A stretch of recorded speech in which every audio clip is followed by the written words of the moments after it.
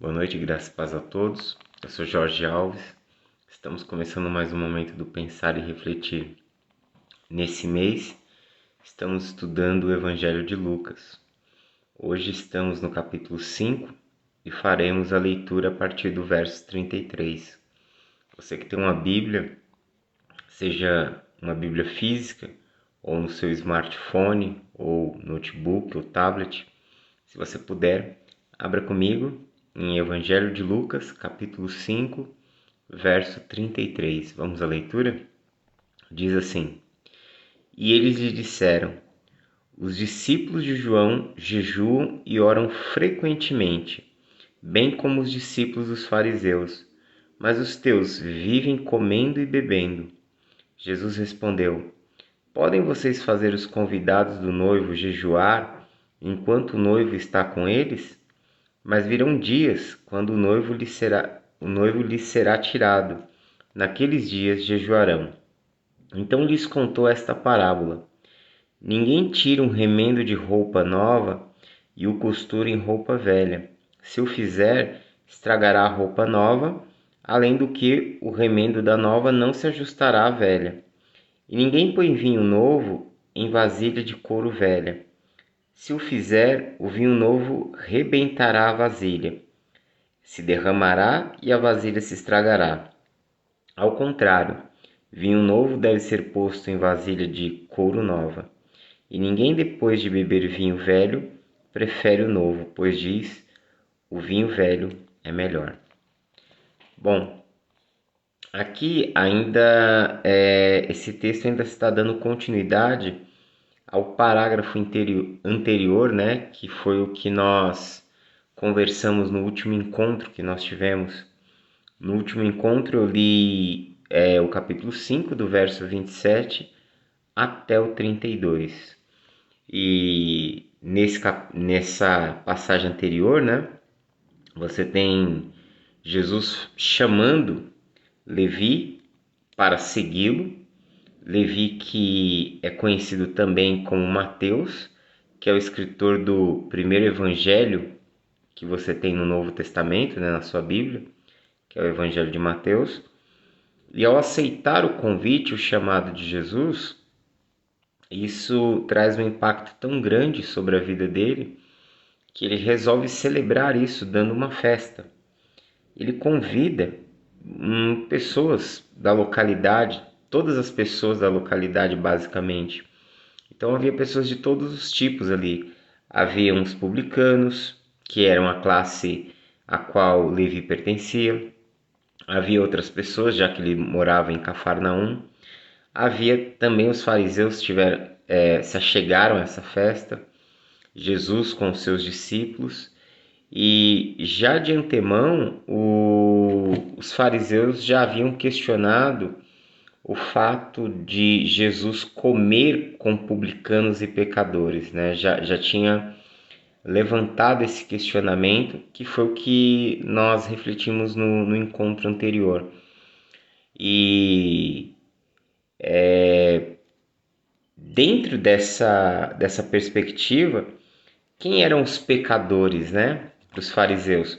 Todos aqueles que não conseguem cumprir a lei, que não conseguem cumprir as exigências da lei, ou aqueles que não se qualificavam para o judaísmo. Então, o judaísmo praticado pelos fariseus, por que eu falo judaísmo praticado pelos fariseus? Porque nos dias de Jesus havia vários segmentos dentro do judaísmo. Você tem o judaísmo que é praticado pelos fariseus, você tem o judaísmo que é praticado pelos saduceus, você tem o judaísmo que é praticado por um grupo extremista revolucionário, que são os zelotes. Você tem o judaísmo que é praticado por um outro grupo, que são o pessoal da comunidade do Mar Morto, os essênios. Então você tem ali várias ramificações do judaísmo. Você tem uma ala ainda que não era muito, vamos dizer assim, difundida e não aparece muito no texto da Escritura, que alguns estavam até mesmo entre os essênios e os fariseus, né? Principalmente entre os fariseus, que são os da tradição mística, né? Os cabalistas. Então, assim, você tem vários segmentos.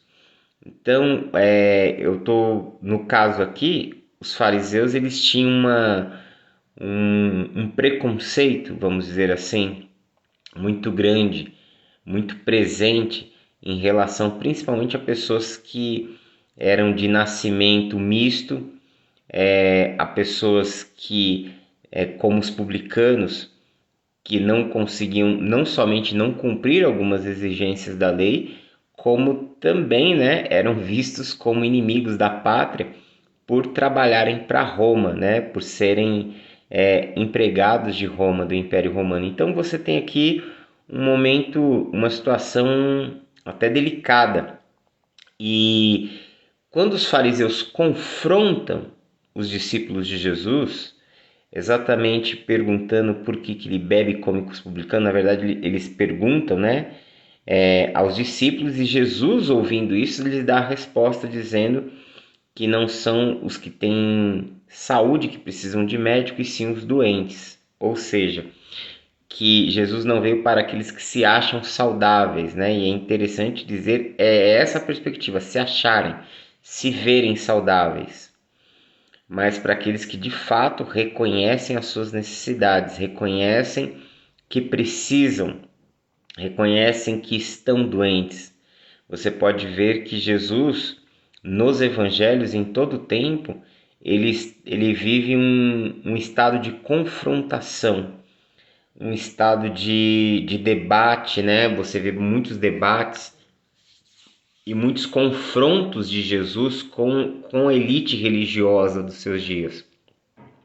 Mas quando ele anuncia o reino de Deus para aqueles que a religião os excluem, né, os excludentes, quando você vê o anúncio de Jesus à comunidade de pessoas pobres, excluídas, marginalizadas, ou ainda que não sejam pobres, né, como os publicanos que não eram pobres, Levi não era um homem pobre, mas que vivia de certa forma sendo visto como um traidor, como um pária, como um traidor da sua comunidade. Então era alguém que sofria exclusão. Você pode ver que essas pessoas que estão vivendo nessa periferia em relação à religião oficial, ao receberem o chamado do reino de Deus, eles atendem prontamente. Eles recebem, eles acolhem a verdade do reino de Deus e desse novo tempo que Jesus vem anunciar com o coração aberto. E eles aceitam a proposta do reino de Deus em fé. E isso já começa a mostrar dentro dos evangelhos que a comunidade de Jesus ela será uma comunidade formada por todos aqueles que normalmente a religião oficial exclui. Que a comunidade de Jesus ela é uma comunidade formada por aqueles que não fazem parte do status quo.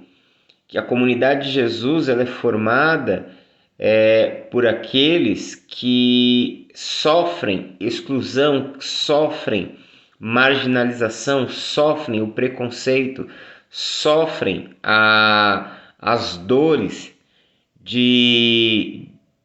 da rejeição, as dores de serem colocados de lado, a dor de não ser visto, a dor de não ser considerado.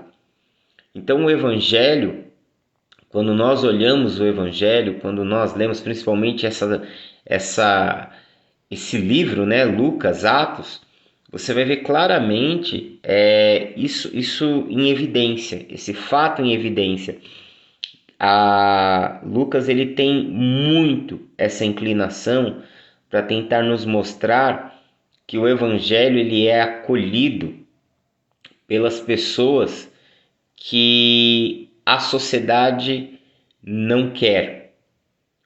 De fato, o Evangelho de Lucas tenta nos colocar nessa leitura de que Jesus ele está trazendo o reino de Deus para os pobres, né? E aqui pobres, vamos pensar pobres não somente pobres no sentido de pessoas desprovidas economicamente, financeiramente, mas os pobres, né? Aqueles que estão desprovidos, sejam desprovidos de afeto, sejam desprovidos de atenção, sejam desprovidos de respeito, sejam desprovidos da dignidade, sejam desprovidos de honra, todos aqueles que estão nesse contexto de estar desprovido são os pobres.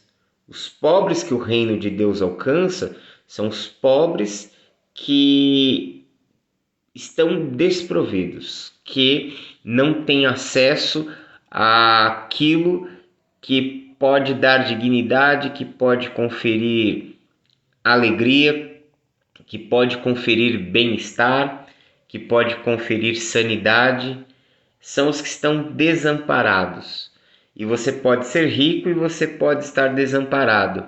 Você pode ter dinheiro e você pode estar desprovido. Você pode ter uma vida desprovida de paz, pode ter uma vida desprovida de alegrias, pode ter uma vida desprovida de amor, pode ter uma vida desprovida de inúmeros itens que são até mesmo de valor inestimável, que o dinheiro ele não pode comprar. E se você está desprovido disso, você é pobre. E se você reconhecer a sua pobreza pelo fato de estar desprovido daquilo que verdadeiramente é necessário à vida e à existência, você é alguém que pode acessar toda a provisão possível para preencher a sua vida em Jesus. Porque Jesus ele vem trazer o reino de Deus, essa nova era, essa nova sociedade, esse novo tempo, que nos insere numa nova realidade de vida, que nos insere num outro momento, numa nova vida, numa nova realidade, na construção de um novo caminho, de uma nova história. Então o reino de Deus, ele é o reino de Deus que alcança os pobres, que alcança todo aquele que está desprovido na sua existência, todo aquele que está desprovido, até mesmo nas suas necessidades mais básicas, né? O reino de Deus é que vem para aquele que está desprovido e que se sente vulnerável. O reino de Deus tem o poder de alcançar, tem o poder de amparar, tem o poder de suprir. Então, diante disso, termina essa conversa e os fariseus eles ainda continuam. Agora eles passam para uma questão mais, vamos dizer assim, mais ritualística, ou uma questão mais das suas tradições de prática da sua espiritualidade. Porque aí no verso 33, eles levantam a seguinte questão: os discípulos de João jejuam e oram frequentemente, bem como os discípulos dos fariseus, mas os teus vivem comendo e bebendo. Ou seja, eles estão dizendo, olha, os discípulos de João, assim como eles, né, guardam, preservam, praticam algumas disciplinas espirituais, e essas disciplinas eles praticavam visando cada vez mais uma purificação, visando cada vez mais a santidade. Quer dizer, em si o propósito do jejum não estava errado, mas eles recriminam os discípulos de Jesus por não verem os seus discípulos jejuando, não verem os seus discípulos na prática dessa disciplina. E é interessante notar porque, assim, aqui eles colocam essa seguinte ideia de que o jejum praticado por uma pessoa é passível de ser observado, é passível de ser conhecido, é passível de ser visto. E isso, quando você olha no Evangelho de Mateus, no Sermão da Montanha, capítulo 5 até o capítulo 7 de Mateus, você pode ver que Jesus ele confronta radicalmente, porque ele fala que os fariseus, que os líderes religiosos, que esse determinado grupo, ao jejuar, pratica um jejum aparente, um jejum que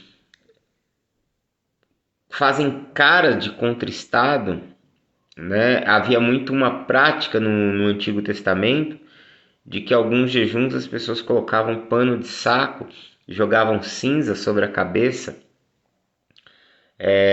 Essa não é uma prática mais comum nos dias de Jesus, mas eles se colocam num estado de profunda tristeza, ou seja, era como se o jejum que os fariseus praticavam fosse um jejum que pudesse ser visto, fosse um jejum visível aos olhos dos outros, ou seja, perceptível, a tal ponto de que alguém os visse na prática do jejum, conseguiriam identificar que eles estavam jejuando. Então havia algum tipo de sinalização externa, havia algum tipo de atitude externa, talvez nas roupas, talvez no comportamento, talvez na atitude que classificava isso, tornava isso visível.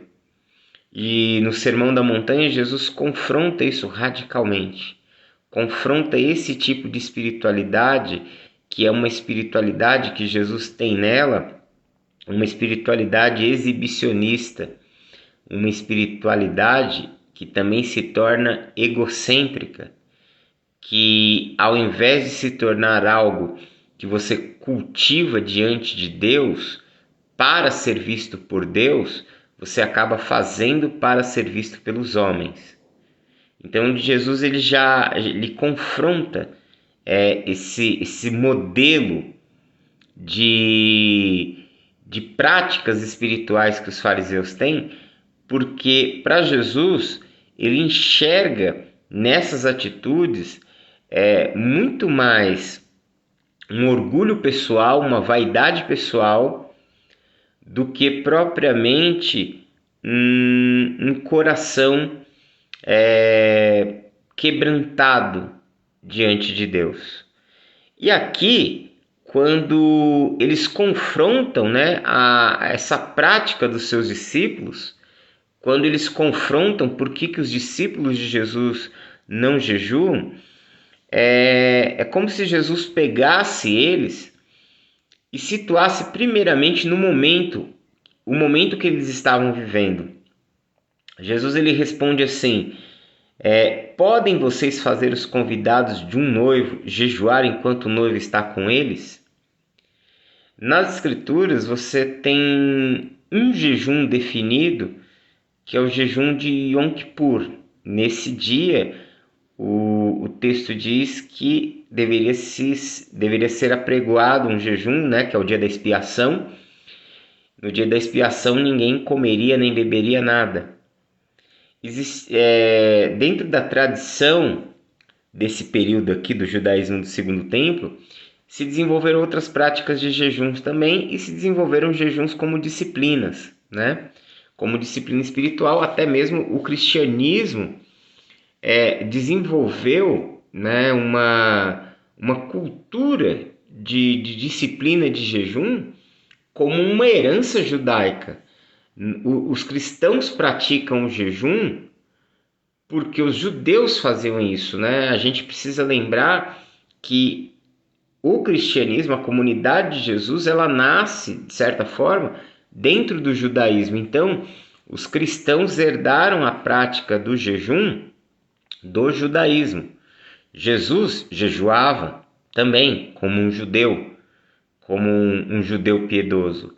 Mas aqui, o que Jesus discerne não é somente a questão do jejum em si. O que Jesus discerne aqui é uma seguinte situação, de que eles estão numa festa, eles estão no momento de celebração, no momento de alegria, e o que Jesus discerne é que esses homens não são capazes de se alegrar com a alegria alheia. Que esses homens não são ao menos solidários com a vida dos outros. Essa festa está acontecendo promovida por um homem que teve um encontro com Jesus. Essa festa está acontecendo na casa de um homem que teve um encontro tão arrebatador, tão profundo, tão transformador com Jesus, que quando Jesus o chama, ele larga o seu emprego, ele larga as suas atividades, ele larga absolutamente tudo para seguir a Jesus. Ele abre mão de tudo na sua vida para se tornar um discípulo de Jesus. Ou seja, ele promove uma ruptura drástica em todo o seu estilo de vida, em todo o seu modo de vida, por amor a Jesus, por aquilo que Jesus lhe fez sentir, por ele se sentir amado, por ele se sentir abraçado, acolhido. Ele faz uma mudança radical em sua vida. Então essa é a festa de um homem que tem um coração grato por ter sido alcançado, por ter sido acolhido por Deus em Jesus. Ou seja, o que Jesus lança aqui, discerne aqui, é que esses homens não são capazes de sentirem empatia pela vida de uma outra pessoa que se aproxima de Deus. Que eles não são capazes de reconhecer que outras pessoas também são amadas por Deus. Que eles não são capazes de reconhecer que eles não são exclusivos, que eles não são únicos diante de Deus, mas que o Pai ama a todos indistintamente. Esses homens são incapazes de reconhecer isso. Eles, embora pratiquem uma religião de 24 horas, eles não conseguem tocar na essência do que é o verdadeiro relacionamento com Deus. E o que Jesus mostra aqui para eles é que a relação com Deus, ela se fundamenta na alegria e na celebração, na alegria e na celebração do encontro, na alegria e na celebração de termos sido alcançados pela graça de Deus, na alegria e na celebração de sermos amados de Deus, na alegria e na celebração de podermos experimentar o toque transformador, restaurador e curador da graça sobre as nossas vidas. Jesus discerne a frieza daqueles homens a tal ponto de esconderem-se por trás de práticas religiosas, se esconderem por trás da máscara da religião, se esconderem por trás da máscara da instituição. E o que isso faz? Faz com que eles se tornem pessoas infelizes. Porque todo aquele que acaba se utilizando de uma máscara, tendo que se esconder por trás de algo que rouba a sua identidade, se torna alguém extremamente infeliz. Jesus confronta eles ao mostrar para eles que aqueles homens, eles estavam sendo acolhidos em uma outra forma de amor, que aqueles homens haviam encontrado a Jesus, que eles haviam encontrado sentido, significado para a vida deles. E aí Jesus ele traz o quê? Essa metáfora, ele fala, podem vocês fazer os convidados de um noivo jejuar enquanto o noivo está com eles? Ou seja, ele traz o quê? A metáfora de um casamento. Por quê? Os casamentos na comunidade judaica duravam uma semana, cerca de 5 a 7 dias. Aqueles dias eram dias de quê? De celebração, eram dias de alegria, eram dias de festa. Ninguém vai jejuar em tempo de festa.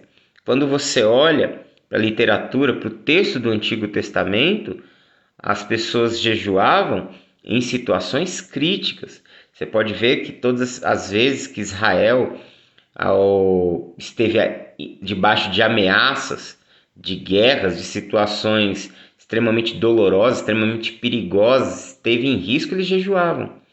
Você pode ver que diante de situações, por exemplo, como o que aconteceu com Davi, diante da situação de Betseba, quando Natan trouxe o juízo de Deus sobre a vida dele e sobre a criança, ele jejuou buscando o quê?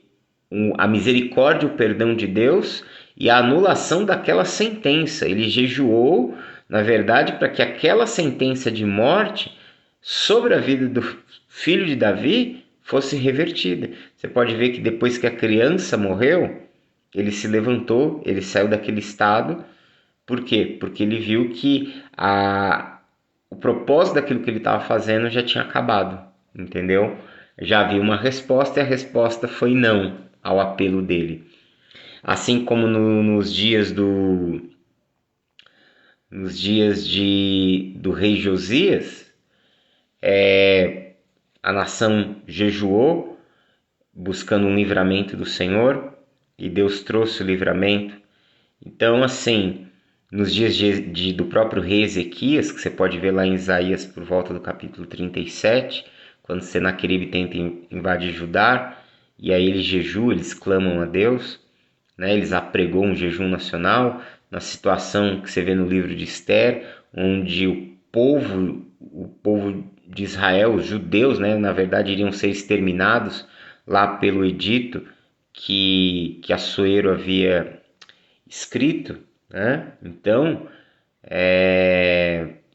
o que você vai percebendo com isso? Que o jejum ele acontece em momentos críticos, em momentos de tomadas de decisões, em momentos de conflitos espirituais, em momentos de angústia, de dores. E o que Jesus está dizendo é que a vinda dele, a chegada dele, que é o anúncio do reino de Deus, que é a chegada do reino de Deus, é um momento que traz alegria, é um momento que traz celebração. Por quê? Porque é chegado o reino de Deus, é chegado aquele momento final da história, é chegado aquele momento que os profetas haviam falado com tanta ousadia, de forma tão inspirada e inspiradora, pelas quais deram as suas próprias vidas, que todo aquele momento, que toda a história estava se consumando naquele momento. Que o fim dos tempos, né? O fim dos tempos ele é inaugurado em Jesus. A encarnação de Jesus, a entrada de Jesus na história, também não só anuncia o reino de Deus, mas também anuncia o tempo do fim. Tudo bem, se passou já 2000 anos, mas desde que Jesus entrou na história é chegado o tempo do fim. É chegado a era escatológica, a era do escatom. Entendeu? Nós já estamos no fim há 2000 anos.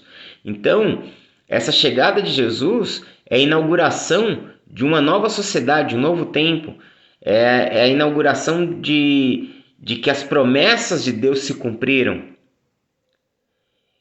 E aí, Jesus lança isso para eles. Depois, no verso 35, ele fala: mas virão dias quando o noivo lhe será tirado. Naqueles dias jejuarão. Por que ele fala isso? Naqueles dias jejuarão. Porque a igreja vai precisar de orientação, de tomar decisões. E as decisões que a igreja vai precisar tomar são decisões que precisam de uma direção divina clara. E o jejum, querendo ou não, traz o quê? Um quebrantamento. Ele traz uma mortificação no nosso corpo. Quando você jejua, você começa, de certa forma, a enfraquecer os seus impulsos naturais, a sua ação natural. O jejum ele traz essa espécie de quebrantamento na carne, no corpo. E esse quebrantamento no corpo faz com que nos tornemos mais sensíveis espiritualmente, né? Nós somos constituídos de duas naturezas, uma natureza animal e uma natureza espiritual. Na maior parte do tempo, quando uma pessoa ela não cresceu, não amadureceu espiritualmente, né? Na maior parte do tempo, a carne dela está ditando as regras na vida dela. Quando ela tem um encontro com Cristo e ela começa a trilhar um caminho de amadurecimento, de crescimento espiritual, logicamente que a carne, os seus desejos, as suas paixões, o seu eu, essa coisa de ser movida pelas sensações, né, pelos sentidos, vai sendo refreada e o homem espiritual ele vai crescendo, o homem interior ele vai crescendo e aí até deixamos de ser pessoas reativas para que sejamos agora pessoas direcionadas pelo Espírito, movidas pelo Espírito, orientadas pela sabedoria divina. Mas existem muitas pessoas que, por exemplo, mesmo tendo crido em Jesus, não crescem, não amadurecem e continuam sendo pessoas governadas por suas paixões. Paulo chama essas pessoas de crentes carnais, é assim que ele se refere à igreja de Corinto. No primeiro capítulo da primeira carta aos Coríntios, Paulo faz distinção entre um homem natural, o homem natural é o que não conhece a Deus, que esse sim está dominado pela sua carne, é escravo dos prazeres, é escravo das suas paixões. Depois ele faz distinção com o homem espiritual, que é o homem que teve um encontro com Cristo e que está crescendo na graça, que a sua consciência está sendo transformada, que a sua mente está sendo renovada e que ele é alguém orientado pelo Espírito. Por isso que ele trata ele de homem espiritual, porque ele vive numa conexão com Deus, numa conexão com o Espírito. Só que quando ele fala aos crentes de Corinto, ele refere-se aos coríntios como carnais, ou seja, pessoas que tiveram um encontro com Cristo, que não são mais o homem natural, não vive mais sob o governo da carne, porém, pessoas que não cresceram, que não amadureceram e por isso as suas paixões pesam nas suas tomadas de decisões. Eles não tomam as decisões ou não se movem pela orientação divina, pela palavra, mas sim pelos seus próprios impulsos. Eles reagem às questões. Então, haveriam dias em que o noivo seria tirado, eles teriam que jejuar, porque eles precisariam estar em conexão com Deus. Eles enfrentariam perseguições, eles enfrentariam lutas, eles veriam suas vidas serem tiradas, as vidas dos seus filhos. Basta lembrar que da metade para o fim do primeiro século, famílias inteiras de cristãos eram lançados nas arenas do Império Romano, nas arenas de Roma, do Coliseu de Roma.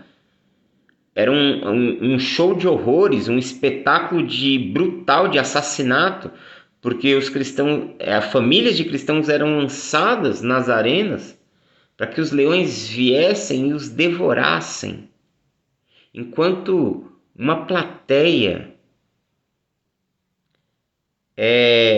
se alegrava, tinha prazer em ver o assassinato, a destruição de famílias sendo trucidadas. Eles deveriam jejuar exatamente porque enfrentariam dias de sofrimento. Eles teriam que continuar encarando o sofrimento, a dor, as perseguições com seus corações firmes em Deus. Então, Jesus ele fala, deixa implícito aqui a verdadeira dimensão do jejum. Você pode ver lá em Atos capítulo 13, que quando Paulo e Barnabé são levantados para a missão, são enviados como missionários pela igreja de Antioquia. Primeiro, Paulo e Barnabé trabalham por cerca de 1 a 2 anos na comunidade de Antioquia. Depois o texto diz que a igreja ficou jejuando por 1 ano.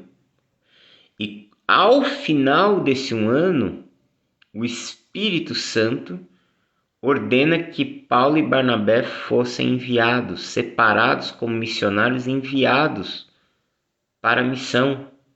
Ou seja, aquele tempo de jejum foi um tempo onde aquela comunidade se preparou para estar mais sensível para seguir uma orientação divina. E a orientação foi tão assertiva, foi tão certeira, foi tão precisa, e eles estavam tão sensíveis, né, e capazes de ouvir e obedecer aquela direção do Espírito, que enviaram Paulo. E como resultado disso, estamos nós hoje aqui. Nós que não somos judeus, nós que somos considerados das nações ou os gentios, e viemos a fé em Cristo. Então, veja só, o nível de direção que eles precisaram tomar, a escolha que eles precisaram fazer, a dimensão de orientação que eles precisavam, que faria toda a diferença na história da comunidade. Então Jesus ele traz aqui, de forma implícita, né? Não está clara, não está escrito diretamente, mas de forma implícita, ele coloca qual é a verdadeira razão, motivação do jejum. Para que serve o jejum? Mas ele confronta os fariseus no fato de que eles não são capazes de se alegrar por Jesus estar ali. Porque eles não são capazes de enxergar em Jesus o Messias, por mais que Jesus esteja dando provas reais e concretas de quem ele é. Enquanto os estudantes das Escrituras não conseguem enxergar em Jesus o cumprimento das próprias Escrituras que eles vivem dia e noite estudando, aqueles que são considerados indignos, que são considerados pecadores, que são considerados pessoas sem importância, essas, ao ouvirem Jesus, ao verem os sinais que Jesus realiza, o coração deles se abre e acolhem as verdades do reino de Deus. Então esses se tornam participantes desse casamento. Esses se tornam participantes dessa relação com o noivo, enquanto os outros acabam não tendo acesso a isso, não tendo acesso a essa realidade. E aí Jesus encerra com o texto dizendo: então lhes contou esta parábola: ninguém tira um remendo de roupa nova e o costura em roupa velha. Se o fizer, estragará a roupa nova. Além do que, o remendo da nova não se ajustará à velha. E ninguém põe vinho novo em vasilha de couro velha, ou odres velhos, né, como talvez esteja na sua Bíblia. Se fizer, o vinho novo arrebentará a vasilha, se derramará e a vasilha se estragará. Ao contrário, vinho novo deve ser posto em vasilha de couro nova, e ninguém, depois de beber o vinho velho, prefere o novo, pois diz: o vinho velho é melhor. Aqui, Jesus ele confronta a interpretação que os fariseus faziam das Escrituras. Ele confronta a tradição. Não que Jesus não seguisse a tradição oral, não que Jesus não seguisse. Jesus, como um bom judeu, ele seguia tanto a tradição escrita, que é a Torá e o Antigo Testamento, a Bíblia hebraica, como a tradição oral. Porém, ele fala que dentro dessa tradição oral, de certa forma, e você vai ver isso sempre presente quando Jesus está confrontando ou debatendo com os fariseus, mostrar que essa tradição ela está incompleta e que existem situações que não são cabíveis, que não são mais cabíveis. E que, na verdade, Jesus se coloca para eles como um novo intérprete, como um mestre, como um novo intérprete da Torá. E o que ele vem trazer como interpretação, seja das tradições, seja do próprio texto da Escritura, é algo novo. E que o sistema religioso que eles estão vivendo, que eles absorveram, não é capaz de compreender, não é capaz de comportar. Por isso ele fala que não dá para tirar um remendo de uma roupa nova e pôr numa roupa velha. Primeiro, porque se fizer isso estraga a roupa nova, e se colocar o remendo lá, não bate com a velha, vai ter diferenças, não se encaixa. Então ele está dizendo que o que ele está trazendo como interpretação da Torá, e não só isso, mas o que ele está anunciando, que é o reino de Deus é muito maior do que o judaísmo. O reino de Deus é muito maior do que a estrutura religiosa que os judeus acreditam e pensam por conhecer a Deus. A interpretação que Jesus está fazendo da Torá e das tradições é muito maior e é diferente do que as que os fariseus fazem. Por isso, não cabem uma com a outra. E depois ele usa o exemplo do vinho. Por quê? Porque, na verdade, ele falou, não se coloca vinho novo em odres velhos. Porque o odre, ele era um recipiente de couro que, ao colocar o vinho, ele ajudava o vinho no processo de fermentação. À medida que o vinho fermentava, essa bolsa de couro, esse odre, ele ampliava, ele laceava, até dar a medida que o vinho foi fermentado. Se você pegasse uma bolsa dessa, um odre desse, já laceado e colocasse um vinho novo, quando o vinho entrasse no seu processo de fermentação e ele começasse a expandir a bolsa, ela iria rasgar, ela não iria mais ter suporte, ela não teria mais, ela já esticou o suficiente, ela chegou ao máximo. Então não poderia mais ir além daquilo. O vinho novo, quando fermentasse, e aí a bolsa ela não iria suportar, ela iria romper derramando o vinho. Jesus está querendo mostrar que o que ele trouxe, que o judaísmo dos seus dias já tinha chegado no seu auge, no seu ápice, tanto do entendimento da Torá como das suas tradições, estava no ápice. E o que ele veio trazer era novo, era maior, se expandia numa proporção que eles não seriam capazes de comportar aquilo. Aliás, o que Jesus veio trazer não cabe dentro do judaísmo e não cabe dentro de sistema religioso nenhum. Eu arrisco a dizer para vocês que não cabe nem dentro desse cristianismo institucional que nós construímos. Que o Jesus de hoje, que o Jesus das Escrituras, aliás, o Jesus do Novo Testamento, o que ele ensina confronta o modelo de cristianismo que foi construído na história. Se você fizer uma análise muito crítica, muito criteriosa e muito cuidadosa, você vai chegar à conclusão que Jesus está caminhando para um lado e a igreja está caminhando para outro.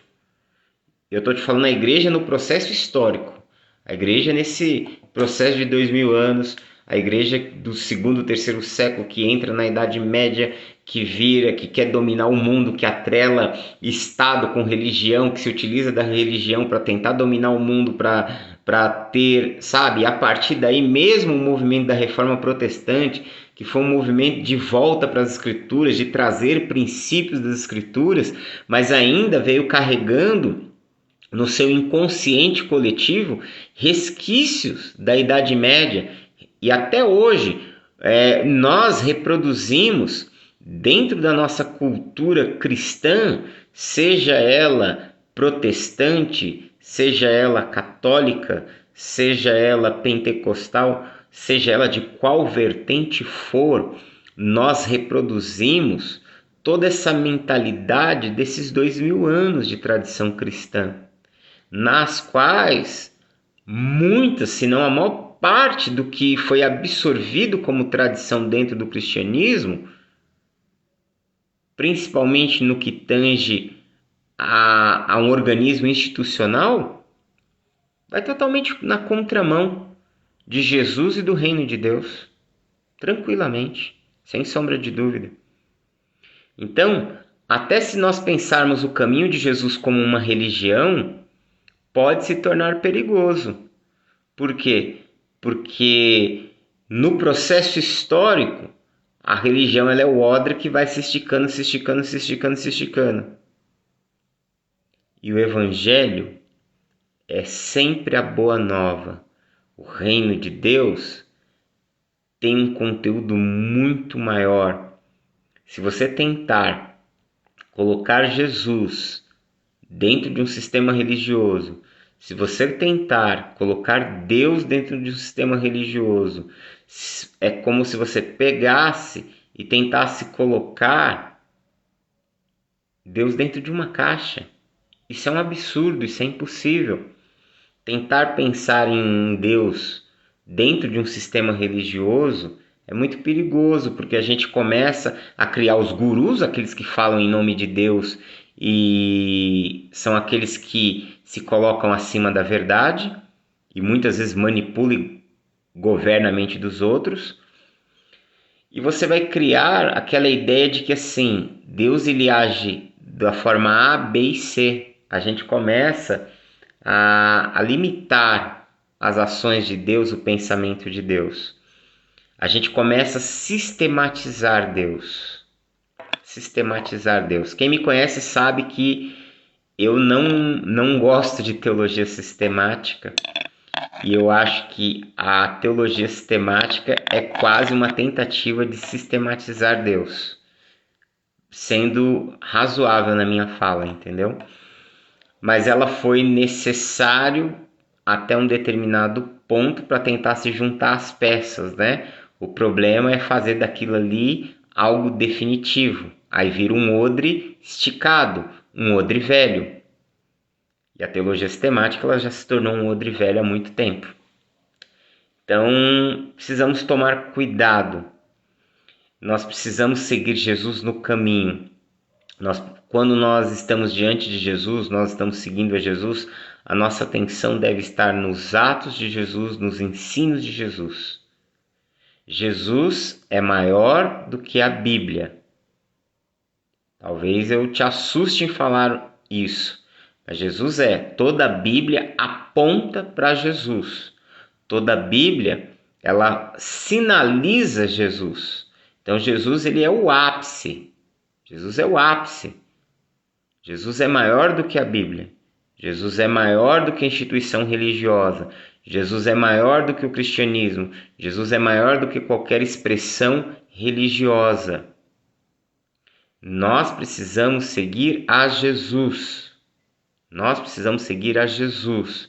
É a fala de Jesus, é o ensino de Jesus. Quando Jesus disse que ele veio trazer esse vinho novo, a qual o odre da religião judaica não seria capaz de comportar, Jesus ele estava dizendo que o que ele vinha trazer agora seria novo, seria definitivo.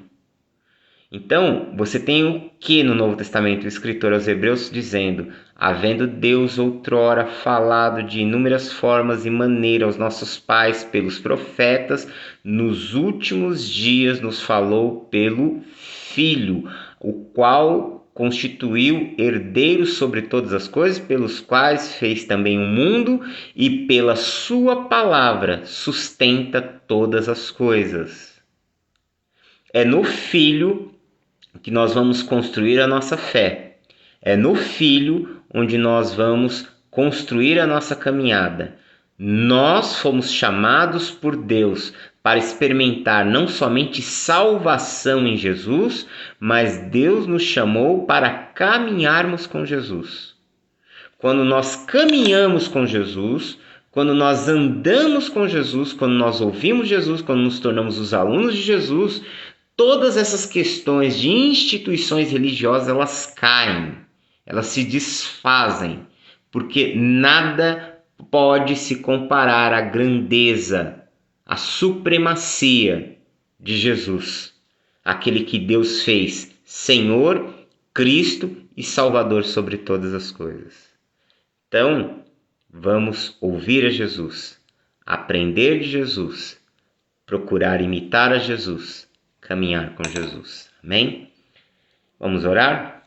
Pai, nós te louvamos por tua bondade e graça, nós te bendizemos pela tua fidelidade, pelo teu amor, te bendizemos por esse tempo, Senhor, e que o Senhor possa fazer do nosso coração, da nossa vida, um odre novo, um recipiente novo que possa comportar o teu vinho. Que o Senhor possa nos ajustar e nos dar a medida exata para recebermos as tuas verdades e que elas possam crescer, se aprofundar, se alargar em nós, fazer morada, nos alicerçar, Senhor. Que a tua verdade possa produzir em nós vida, que a tua verdade, a tua palavra em nós possa nos curar, possa nos libertar, possa nos moldar, possa nos transformar, possa nos levar a uma experiência nova e transformadora na graça, que possamos ter esse coração alegre de celebração por termos sido encontrados por Ti, por termos sido alcançados pelo Teu amor, por podermos descansar e repousar em Teus braços de misericórdia.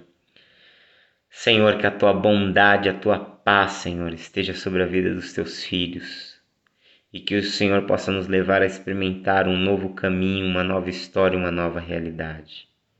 Peço a Tua bênção, Senhor, sobre a vida do Teu povo. Oramos a Ti em nome de Jesus. Amém. Deus abençoe em Cristo. Um forte abraço e até mais.